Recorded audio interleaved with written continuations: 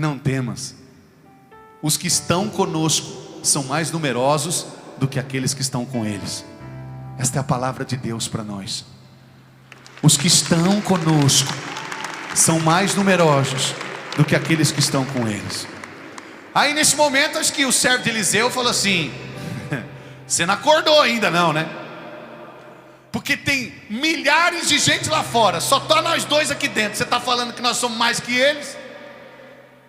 Você está sonhando, você está ruim, sua cabeça está ruim, o que está acontecendo com você? Não, alguma coisa você tomou, porque não é possível. Você está falando que os que estão conosco são mais numerosos que estão com eles? Não só mais numerosos, como mais fortes. Aí o servo não via, ele olhava para todo lado, procurava embaixo da cama, procurava em cima da árvore, ele não via nada, ele não conseguia ver. Fala comigo, ele não conseguia ver. Ele não via nada, então para ele era uma palavra qualquer. Eliseu dizendo assim: os que estão conosco são mais numerosos que estão com eles. Eu não conseguia ver nada. Olhava para um lado, olhava para o outro, falando: só está nós dois aqui. Eliseu pôs a mão sobre o seu servo e fez a seguinte oração. Estende a mão comigo aqui. Senhor, abre os meus olhos para que eu veja.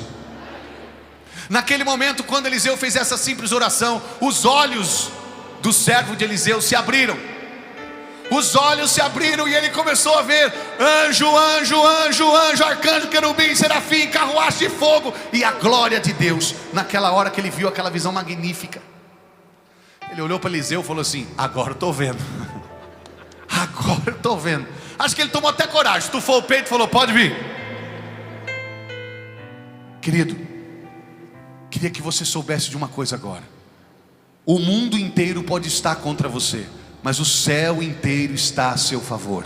Você está no combate, mas o céu inteiro está a seu favor. E é preciso que nesta manhã você se levante como um guerreiro. Sabe como devemos sair daqui do PHN? Como valentes guerreiros, prontos para a luta, que foram treinados, abastecidos, iluminados pela palavra, embraçados com as armas. Saímos daqui para vencer. Eu sei que você deve ter uma luta muito grande lá fora te esperando, mas saiba que a tua vitória vai ser maior ainda, porque a certeza que Sara tinha, eu sei que depois da luta virá a vitória. Eu sei disso. E você precisa hoje ouvir esta palavra. Mesmo enfermo, diga: eu sou guerreiro. Mesmo deprimido, mesmo na angústia, mesmo na perda, mesmo na solidão, bate no peito, fala: eu sou guerreiro. Você está na guerra ou fora da guerra? Então fala para o Senhor, fala: Senhor, eu estou na guerra. Mesmo doente, mesmo fraco, eu estou na guerra. Você pode ter tomado uma rasteira do pecado, querido, mas a guerra ainda não acabou. Você perdeu só uma batalha. Você está na guerra ainda.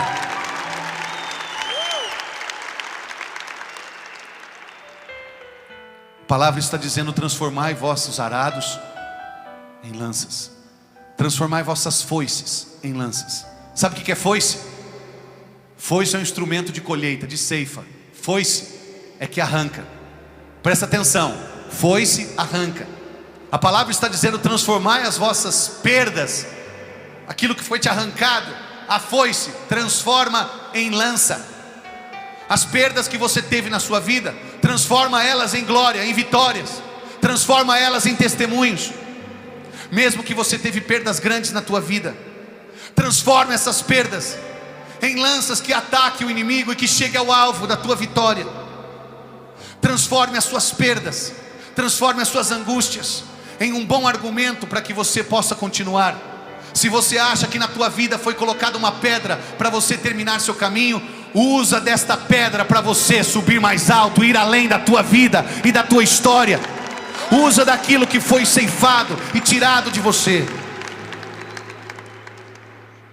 No ano de 1997, no dia 15 de março, eu me casei. Foi um dia muito feliz na minha vida. Eu conheci a Érica nos grupos de jovens, nos grupos de orações. Eu tinha 16 anos quando eu comecei a namorar a Érica. Confesso a você que foi um presente de Deus para mim. Quando eu vi o padre Paulo Ricardo falar do anjo Rafael, eu sabia que foi o anjo Rafael também que me apresentou a Érica, e a Érica a mim. Namorei com quem eu queria, com quem eu amei, com quem buscava os mesmos ideais que eu. Namoramos por 5 anos e nos casamos no dia 15 de março de 97. Por graça de Deus, por alegria ao Espírito Santo, pela força e pelo auxílio do céu, nós nos casamos virgens. Muitas vezes os jovens me olham e falam assim: como você conseguiu viver a castidade? E eu dou uma dica para eles: a castidade, ela é fruto de uma vida de serviço.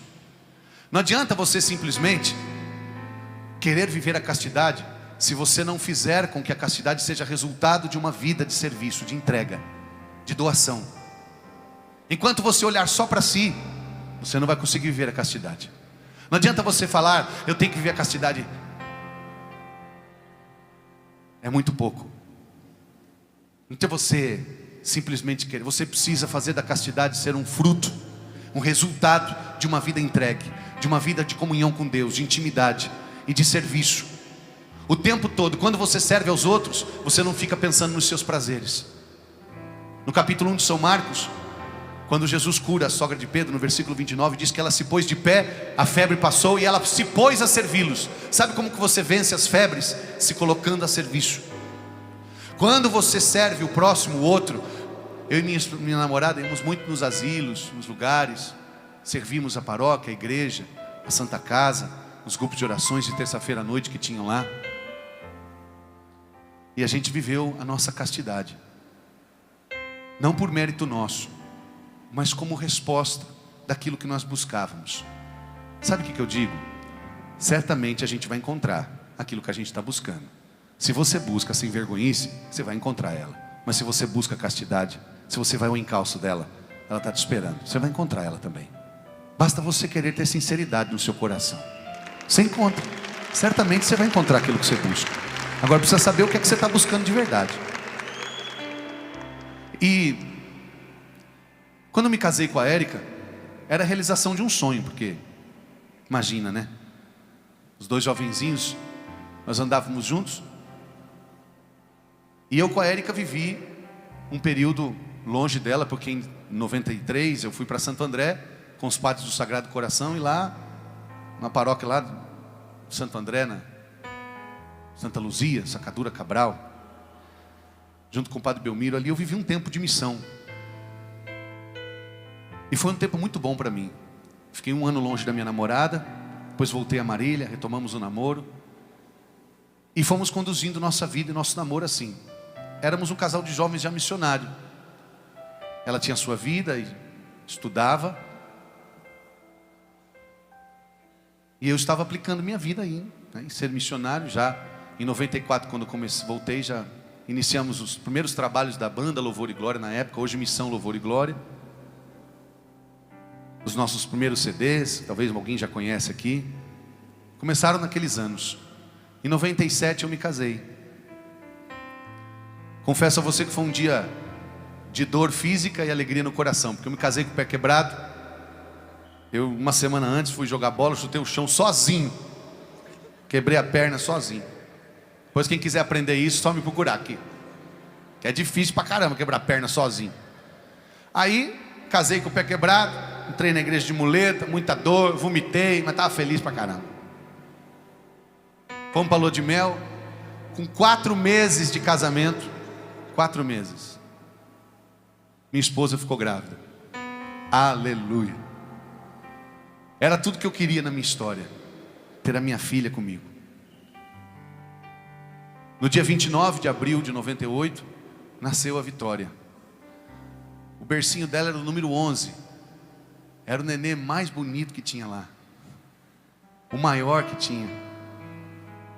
Isso porque o médico falou que a gravidez dela era de risco, que o nenê, ela podia perder a qualquer momento. Minha esposa passou muito mal na gravidez.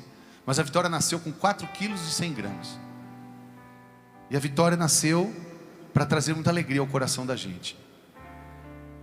A vida não era muito simples, nem muito fácil, porque eu estava começando a caminhada naquela época como missionário. O primeiro CD, Louvor e Glória, da música jovem, Misericórdia Infinita, Louvor e Glória. Era complicado conciliar, né? Nós vivíamos já da providência de Deus. Não que os outros não vivam, todo mundo vive, né, da providência. A Érica no magistério, querendo, né, estudar para ser professora, e eu saindo para as missões, e a gente com aquela luta toda, mas a alegria muito grande. Muitas vezes a luta se tornava árdua, mas a gente estava junto. E quando a gente está junto, tudo fica melhor. Um cordel triplicado, diz o Eclesiastes, não se rompe facilmente. E tudo estava difícil, mas tudo era muito bom, porque a gente estava nós três muito juntos. A Vitória foi crescendo. Quando a Vitória fez 6 meses, eu fui convidado para fazer uma pregação numa cidade no interior de São Paulo. Eu fiquei lá por uma semana. De segunda-feira, eu ia passar a semana toda. Me despedi da minha esposa, dei um beijo nela no portão. Beijei a minha filha que estava mamando no seio dela. A Vitorinha era um bebezinho pequenininho de 6 meses. E a única comida dela era o leite da mãe. E fui. Na quinta-feira recebi uma notícia de que a minha esposa estava internada no Hospital das Clínicas em Marília, minha cidade.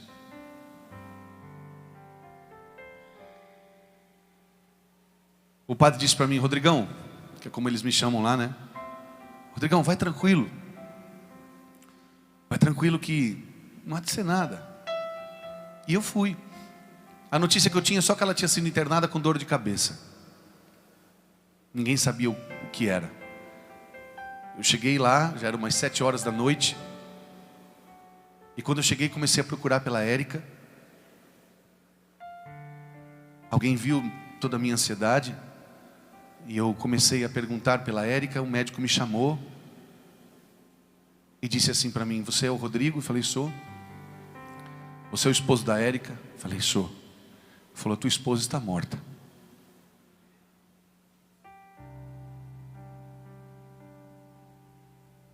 Nós tínhamos 23 anos, eu e ela, a mesma idade.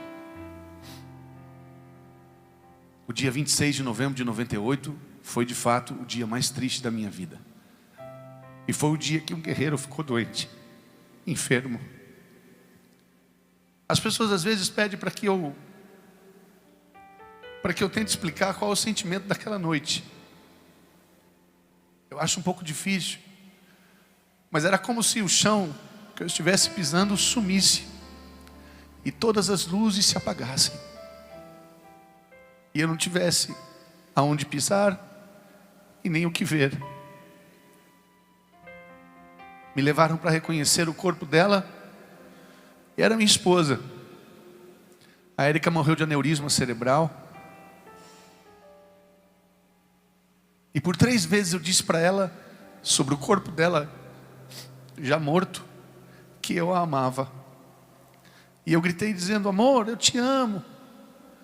Do meu lado tinha os enfermeiros ali, o próprio médico. Ela não respondeu nada, porque ela já estava morta. Naquele dia eu aprendi uma das maiores lições da minha vida para usar na guerra. Se você tem que amar uma pessoa, ama ela hoje, porque amanhã você não sabe se ela vai estar viva. Você tem que aprender uma coisa: nós perdemos muito tempo da nossa vida adiando o amor. E você tem que saber que até o amor, ele vive no tempo aqui. O amor às pessoas. E eu preciso do hoje para amar você. Ah, mas eu não amo fulano porque ele não merece. A gente não ama quem merece, a gente ama quem precisa. E as pessoas da tua casa precisam do teu amor. A gente não coloca o amor na política do mérito. E quem ama nunca perde. Tem gente que pensa assim: ah, fulano ama, e ele não é nada, e ele não consegue nada. A pessoa ama. Que não dá lugar nenhum. Quem ama nunca perde. Quem ama sempre ganha. Mesmo se você não é recompensado, ou se o amor que as pessoas te dão não te dão. Porque o amor que te cura não é o que você recebe, é o que você dá. Então, valente guerreiro, ame em todo tempo, mesmo se a pessoa que você ama não reconhece o teu amor. O amor é que vai te dar força para você continuar. E naquele dia eu aprendi a dizer isso para os casais. Tem casal que às vezes dorme um virado para o lado, para o outro, falando: amanhã a gente conversa. Pode ser que amanhã alguém não levante. Pode ser que amanhã alguém não levante. Parece ruim falar isso, né? Parece uma ameaça. Parece que a gente está gorando. Não, é a verdade da vida. Tem alguém que você tem que amar? Ama hoje. É assim que você vai conseguindo curar a sua vida. E aí eu saí do hospital e tinha um grande desafio pela frente: cuidar da minha filha. A Vitória só tinha 6 meses para 7. Era apenas um bebê.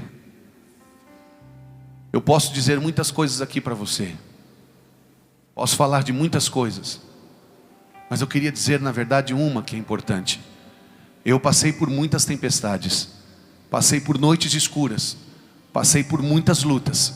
Fiquei muito doente, muito enfermo. Mas eu não abandonei a guerra.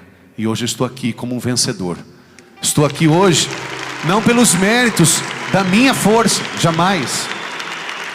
Mas eu não abandonei a guerra, não. Eu tinha missão pela frente, tinha minha filha para criar.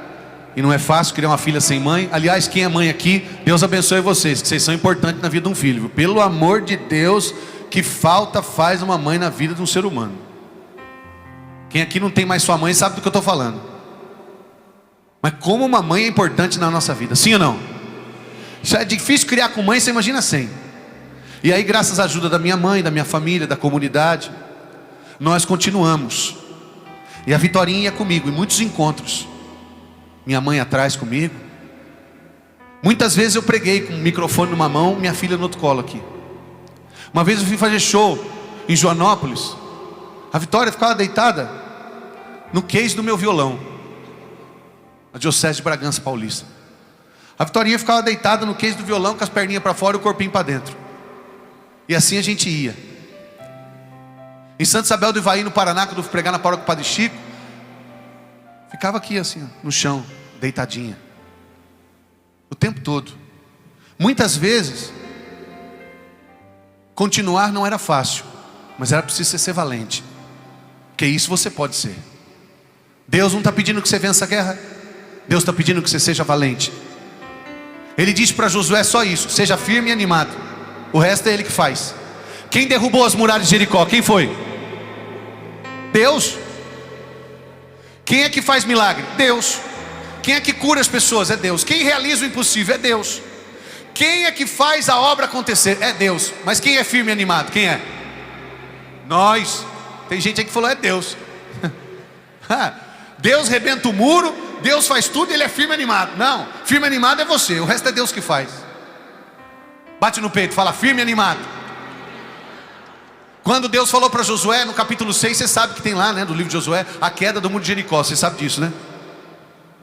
Quando Deus no capítulo 5 falou para Josué assim: Josué, vai ter que derrubar tudo lá e vencer os gigantes. De acordo com a exploração do capítulo 3 de Números, o resultado da exploração que fizeste foi esse: os gigantes que estão lá do outro lado do muro, comparado a eles, nós somos como gafanhotos. Ou seja, os judeus iam ser esmagados. Caleb levanta a voz e grita: vamos e possuamos, a terra é nossa. E Deus está pedindo o que para Josué? Seja firme e animado. Você deixa que os gigantes eu derrubo, o muro eu derrubo, o milagre eu faço, mas você seja firme e animado. Acontece que às vezes nem isso a pessoa é. Ela fica caída, parecendo aquela hienazinha que tinha no desenho, lembra? Ó dia, ó hora. A pessoa só reclama. Sabe como que Jó venceu a vida dele? Jó foi passado pela prova, perdeu tudo, até a saúde, chegou na lepra, no fundo do poço. Jó tinha paciência e não murmurava contra Deus. Usa essas armas. O louvor, clama, para de reclamar. Clama em vez de reclamar. Busca Deus, tenha paciência. A vitória vai chegar. Você tem que continuar. Você tem que seguir, meu querido. A maior palavra que possa ser sinônimo para a fé é continuar, caminhar. Caminha, querido. Como os 10 leprosos foi para o templo, e aí a Bíblia fala que eles iam andando e ficavam curados no caminho. Vai andando, vai caminhando, a graça vai acontecer, a vitória vai chegar. Agora se você parar, você não vai a lugar nenhum, e a vitória não vai vir a você. É você que tem que ir a ela. Sede firme e corajoso, firme e animado. Mas eu pesquei a noite inteira, diz o capítulo 5 de São Lucas, e não peguei nada. E a rede veio vazia. Jesus chega e fala: joga a rede. Senhor, já fiz isso, mas por causa da tua palavra vou refazer. Joga a rede de novo e a rede vem cheia. Quem sabe um dia vem. Você tem que acreditar, querido. É preciso você ser forte. Forte no sentido de valente. E não é fácil mesmo. Eu estou contando aqui a minha história, mas imagina a sua. E assim foi. Criando a Vitória, vivendo a missão, a evangelização, para onde íamos, para onde eu ia, até fora do país, a Vitória ia comigo, minha mãe junto, e minha família, e minha comunidade, e a gente muito junto, e não era fácil continuar. Às vezes eu tinha que deixar ela, porque eu ia muito longe, para o Nordeste, ficar muitos dias, aí ficava lá em casa com a minha mãe. Mas Deus nos dava a graça de prosseguir, mesmo enfermo, guerreiro, lutando, a saudade, o vazio. 8 anos assim. Por 8 anos foi assim.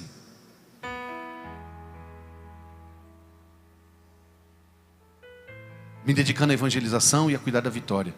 Vivi minha castidade, não me envolvi com nenhuma menina, não namorei ninguém, não me envolvi com ninguém. Até que um dia Deus me fez encontrar uma pessoa, que o anjo Rafael guiou os nossos caminhos. Eu encontrei a Adriana. Adriana me ensinou que o homem deve amar sempre. Ela não dizia para mim: Rodrigo, você precisa voltar a amar. Ela dizia: você tem que amar sempre, porque é para isso que o homem foi feito. E nós começamos a namorar. E nossa história é interessante, porque ela tinha sido abandonada pelo noivo. O noivo abandonou ela no casamento, e ela ficou deprimida, e aí me encontrou. Então não sabia quem estava pior, se era o viúvo ou se era a largada. Mas Deus uniu nossa história, e nós nos casamos há 7 anos atrás. Agora dia 21 de julho, completam 7 anos que estamos juntos.